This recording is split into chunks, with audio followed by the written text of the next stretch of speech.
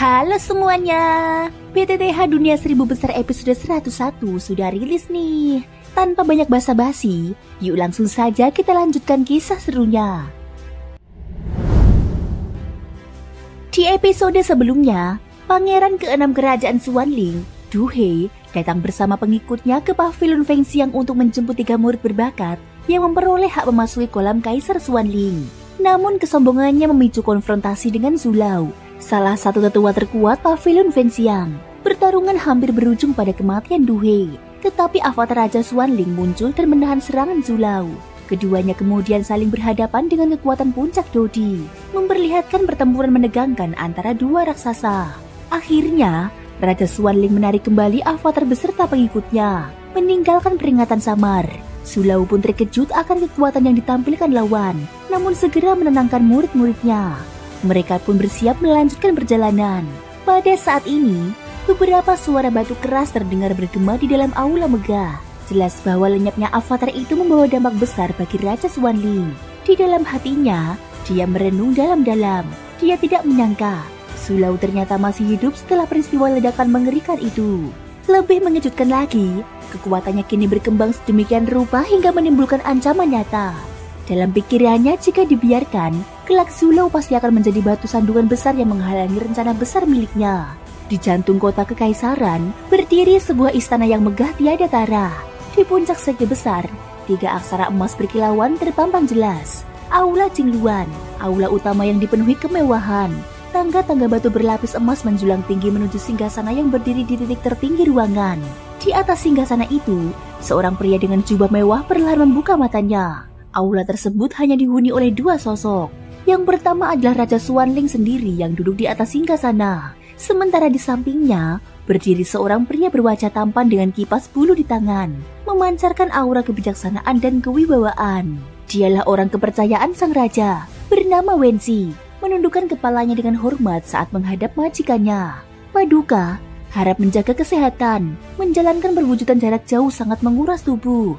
Raja Xuanling membuka matanya, tatapannya tajam, seolah menembus ruang lalu berhenti pada sosok di sisinya. Dengan nada dingin, dia mengatakan, siapa sangka, sang dewa perang tak terkalahkan dari sekte Fengxian, Zulao, ternyata belum mati. Hal ini sungguh di luar dugaanku. Nada suaranya mengandung teguran, membuat penasihat itu terperanjat. Dalam hatinya dia sulit mempercayai kenyataan bahwa Zulao masih hidup. 100 tahun yang lalu, Raja Xuanling pernah kalah telak di tangan Zhu Jin. Kekalahan memalukan itu menanamkan dendam yang mendalam. Karena itu, dia sendirilah yang merancang pengepungan besar-besaran terhadap Zulao pada masa itu. Formasi pengepungan kala itu sangat menakutkan. 1 ahli Dodi bintang 9 dan 2 ahli Dodi bintang 8 diturunkan demi mengakhiri hidup Zulao. Namun hasilnya justru menjadi aib besar. Bukannya Zulao yang mati, melainkan 3 pilar kuat dari keluarga kekaisaran yang tidak pernah kembali. Nasib mereka hingga kini bisa dipastikan sudah berakhir tragis. Raja Xuanling kembali mengatakan, Wensi, menurutmu, apa yang sebaiknya kita lakukan? Dengan tenang, penasehat itu melangkah maju. Wajahnya tetap tersenyum. Paduka, dalam keadaan ini, beban harus dialihkan kepada Solomon. Yang terpenting saat ini adalah Paduka segera menembus ke ranah Dosian. Raja Xuanling menatap tajam. Namun seiring bisikan yang diberikan Wensi di dekatnya, tatapannya yang semula penuh keteguran berubah menjadi terang, bahkan menyala dengan semangat membara. Dia bergumam, jika demikian, sebarkan perintah kepada Solomon, biarkan mereka yang bergerak untuk memburu Zulao. Dengan keberadaan Zulao, sekte Fengxiang akan memiliki penopang yang kokoh. Jika tidak ditangani, rencana Solomon dan alam iblis dalam turnamen sekte tidak akan pernah tercapai. Katakan pula bahwa Zulao hanyalah baru menapaki ranah Dodi bintang 9. Wensi tersenyum dan membungkuk penuh hormat. Pepatah mengatakan, ketika Bango dan Kerang bertarung, nelayanlah yang mendapatkan keuntungan. Paduka sungguh bijaksana. Setelah itu dia mundur dengan sikap hormat. Raja Xuanling duduk kembali di singgasananya, sorot matanya menyala penuh hasrat. Kekuatan api suci, kekuatan ular pemakan langit 9 warna, semuanya akan menjadi milikku.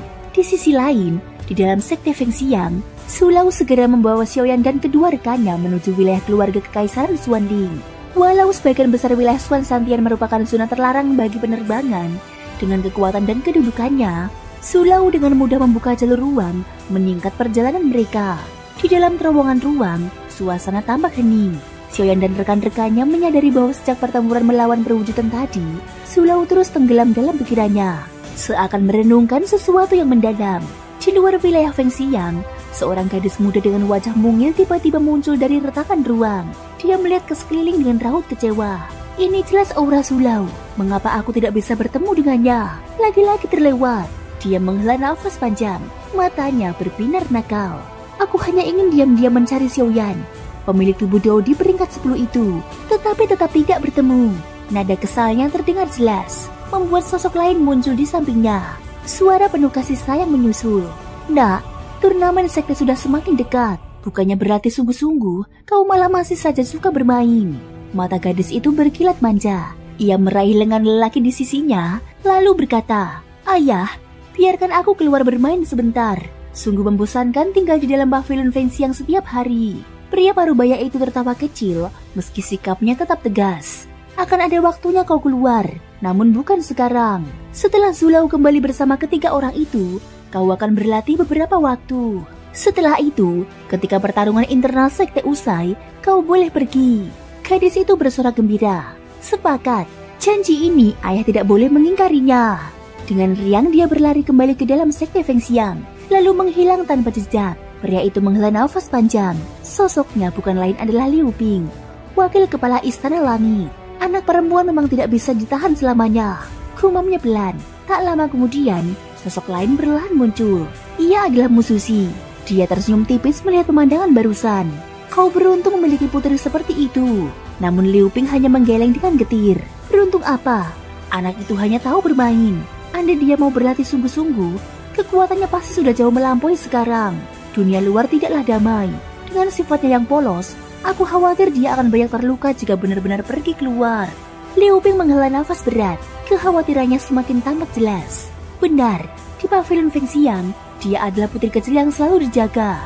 Namun di luar, dunia tidak akan memperlakukannya seperti itu. Musushi menepuk bahunya dengan tenang. Tidak perlu terlalu khawatir. Saat waktunya tiba, kita akan mengirim orang-orang dari 3 istana untuk menemaninya keluar. Dengan begitu, dia akan memiliki penjaga yang dapat dipercaya. Setelah hening sejenak, dia melanjutkan dengan senyum tipis. Ngomong-ngomong, kalian di Istana Langit tampaknya mendapat keberuntungan besar. Zulau ternyata menaruh perhatiannya kepada Xiaoyan. Ucapan itu membuat Liu Ping terdiam sejenak. Wajah Musushi menampilkan senyum samar. Namun dia tidak menambahkan sepatah kata pun lagi. Matanya hanya tertuju ke langit di luar pavilion Fengxiang, seakan tengah memikirkan sesuatu yang jauh lebih besar. Di benua Xuanling, wilayah dengan jumlah penduduk terbanyak terletak di daerah yang disebut Xuan Santian. Wilayah ini membentang luas, membagi kekuatan besar ke dalam beberapa bagian penting. Di utara Xuan Santian, berdiri 9 sekte besar beserta sekte-sekte lainnya. Di tempat itu pula berdiri 9 gunung yang dipenuhi dengan energi kaisar, menjadikannya wilayah yang dipenuhi aura agung.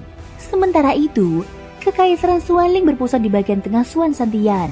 Demi menghadapi ekspansi serta invasi dari klan Medusa, mereka harus mengerahkan tenaga manusia dan sumber daya yang sangat besar setiap tahunnya. Racun mematikan serta siasat licik yang menjadi ciri khas klan Medusa membuat pertahanan menjadi suatu keharusan yang tidak dapat diabaikan. Di bagian timur Xuan Santian membentang gurun tak berujung, tempat di mana banyak cabang dari klan Medusa bermukim. Karena mereka adalah bangsa yang tubuhnya menyerupai ular dan kalajengking, maka tidak mengherankan bila mereka dijuluki bangsa berdarah dingin. Namun hidup di tengah gurun yang teramat panas bukanlah sesuatu yang menguntungkan. Inilah salah satu alasan mengapa klan Medusa senantiasa berusaha memperluas wilayahnya ke arah barat, dengan menargetkan Kekaisaran Xuanling sebagai penghalang utama. Dengan demikian, kedua pihak kini berada dalam keadaan bermusuhan yang tidak terelakkan. Di bagian selatan Xuan Santian terbentang wilayah luas bernama 10.000 Nanjiang. Tempat itu dianggap sunyi dan tidak berpenghuni.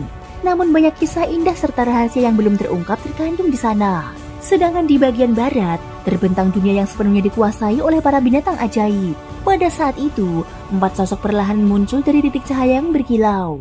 Lelaki tua yang memimpin rombongan itu berbicara dengan tenang. "Semua, ikuti aku." 3 sosok di belakangnya menjawab serempak.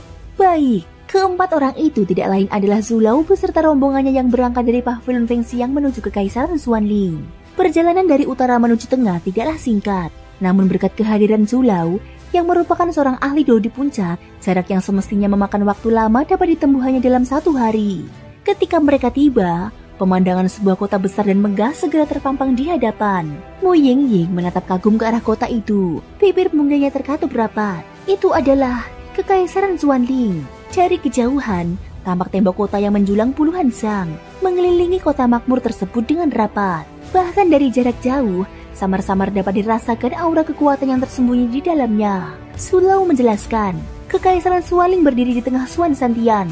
Tembok setinggi puluhan ribu li ini dibangun semata untuk menghadapi ancaman invasi klan Medusa. Demi mempertahankan benteng ini, pengorbanan yang mereka berikan tidaklah sedikit. Andai tidak ada pertahanan kuat di tempat ini, niscaya seluruh Xuan Santian sudah jatuh ke tangan mereka.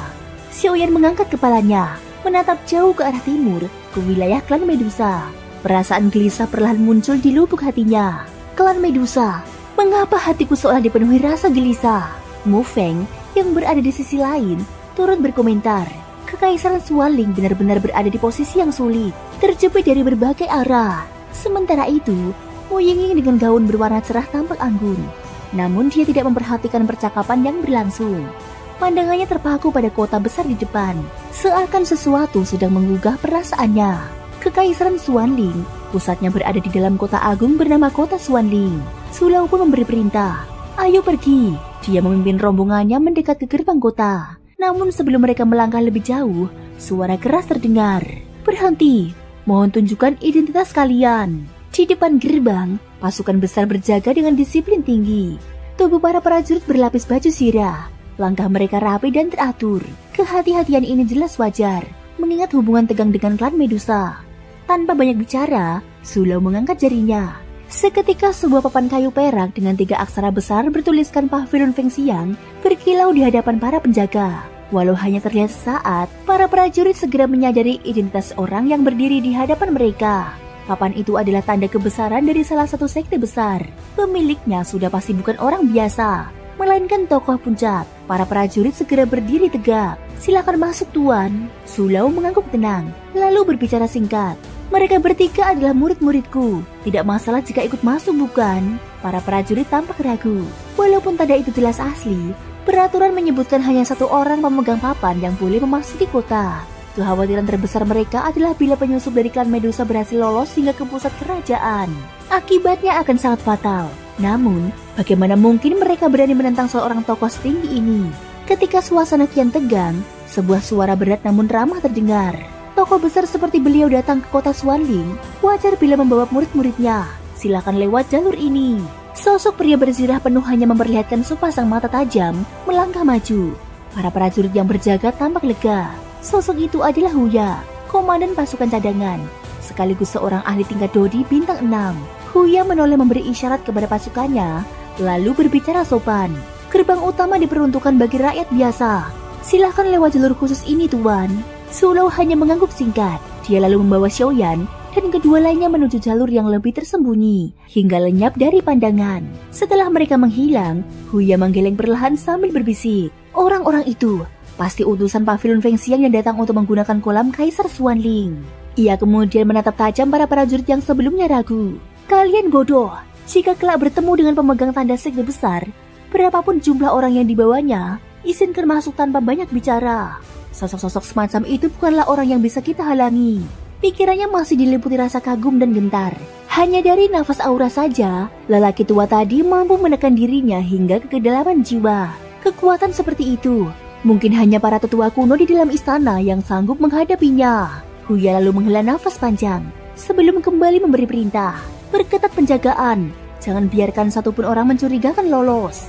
Ku dengar dalam waktu dekat raja kita akan melakukan sebuah gerakan besar." Bersama dengan Xiaoyan dan 2 orang lainnya, Sulau melangkah keluar dari sebuah lorong yang tampak biasa saja. Namun, begitu mereka keluar, yang terpampang di hadapan adalah sebuah ruangan mewah dengan dekorasi megah serta perlengkapan yang tertata dengan rapi. Yang paling menarik perhatian bukanlah kemewahan itu sendiri, melainkan sosok seorang wanita yang berada di dalam ruangan tersebut. Dengan suara lembut, wanita itu menyambut mereka. "Beberapa tuan, harap bersabar sejenak. Orang yang bertugas menerima kedatangan Anda akan segera tiba." Tatkala diperhatikan lebih seksama, ternyata dia adalah seorang wanita berpakaian seragam. Balutan seragam itu menonjolkan lekuk tubuhnya. Dan meski usianya sudah tidak muda lagi, pesonanya masih menyisakan daya tarik tersendiri. Namun, Ketika tatapan matanya terarah kepada Mu Yingying, tampak seberkas rasa iri melintas dalam sorot matanya. Mu Yingying dengan balutan gaun berwarna cerah terlihat bagaikan seorang peri yang tidak tersentuh debu duniawi. Kecantikannya alami, murni, dan menawan. Sementara itu, wanita berseragam tersebut memancarkan nuansa liar dan penuh pengalaman dunia. Jelas sekali ia adalah seseorang yang telah lama berbaur dalam lingkungan seperti tempat ini. Rasa iri itu hanya sesaat, lalu lenyap. Wanita tersebut kembali menampilkan senyum ramah, melangkah mendekat ke arah Zulau, lalu menuangkan teh untuknya sambil berkata, "Belakangan ini, hubungan antara keluarga Kekaisaran Xuanling dan klan Medusa berada dalam ketegangan. Tidak lama lagi, sepertinya raja kami akan memimpin sendiri para ahli untuk memulai perang melawan mereka. Tidak tahu apakah kedatangan para tuan kali ini memiliki urusan tertentu." Tatapannya yang menggoda jelas diarahkan kepada Zulau. Namun Zulau hanya mengibaskan tangannya, lalu dengan nada datar berkata, "Anak kecil, ada baiknya engkau tidak banyak tahu." Dia lalu menambahkan, "Pergilah." Sekejap setelah kata-kata itu terucap, sebuah tekanan dahsyat menyebar darinya. Wajah wanita berseragam itu seketika pucat. Tangannya memegang cangkir teh bergetar hebat hingga pecah berantakan. Dari lubuk jiwanya, muncul rasa takut yang begitu mendalam. Perasaan yang belum pernah dia rasakan sebelumnya. Dia sadar para tamu yang datang kali ini bukanlah orang biasa. Dengan wajah menunduk, dia segera berkata, "Mohon maaf." Tanpa memperlihatkan sedikit pun rasa tidak senang, dia lekas membereskan pecahan cangkir, lalu beranjak keluar meninggalkan ruangan. Begitu sosoknya menghilang, Mu Yingying berbisik pelan dengan nada jijik. "Memalukan." Jelas terlihat bahwa sifat Mu Yingying tidak menyukai wanita seperti itu. Mu Feng yang menyaksikan kejadian itu hanya menggelengkan kepala. Ia yang lebih banyak berurusan dengan makhluk buas daripada manusia, tetap dapat melihat bahwa tindakan wanita tersebut mengandung maksud yang kotor. Tidak ubahnya sebuah transaksi tersembunyi. Xiaoyan pun berpendapat, wanita itu sepertinya memiliki kedudukan yang tidak rendah di tempat ini. Dari cara dan ucapannya, jika ia tidak memiliki latar belakang yang kuat, mustahil bisa bertahan lama di sini. Zulau mendengarkan semua pendapat itu dengan tenang. Pandangannya sedikit berkilat, seolah mengerti isi hati masing-masing muridnya. Tak lama setelah wanita berseragam itu keluar, terdengar ketukan pintu, dan masuklah seorang pria berwajah tirus dengan penampilan rapi dan berwibawa. Dengan senyum sopan, pria itu membungkuk, lalu berkata, "Salam hormat, namaku Wenxi, guru kerajaan dari keluarga Kekaisaran. Aku datang atas perintah raja untuk menyambut murid-murid Pavilion Fengxiang serta Zulau sendiri." Zulau menatapnya sejenak lalu bertanya, "Kenapa Raja Xuanling tidak datang sendiri?" Dengan sikap tenang, Wenxi menjawab, "Zulau mungkin belum mengetahui, serangan klan Medusa belakangan ini semakin sengit. Demi menahan tekanan itu, pihak kerajaan mengalami kerugian besar. Karena itu, demi mengekang kesombongan klan Medusa, raja kami tengah memimpin perencanaan strategi peperangan. Oleh sebab itu, beliau tidak dapat hadir secara langsung. Semoga Zulau dapat memakluminya." Zulau mengangguk tipis, lalu berkata singkat, "Baiklah, mari kita berangkat." Mendengar itu, Wenxi tersenyum, mengangkat kipas lipatnya, lalu memberi isyarat dengan tangan. "Silahkan para tuan." Mereka pun keluar dari ruangan itu menuju jalanan.